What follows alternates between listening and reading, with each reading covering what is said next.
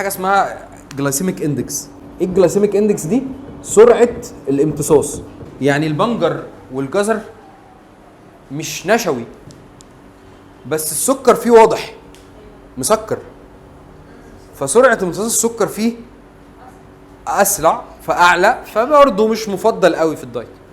هو الجزر والبنجر والحاجات دي فيها هي خضار لكن هو مسكر فعلا. الفلفل الرومي والفلفل الالوان مسكر اكتر.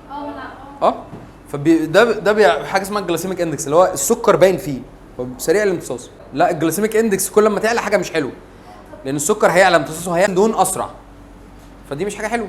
فعايزين ناخد الحاجات الجلايسيميك اندكس بتاعها قليل.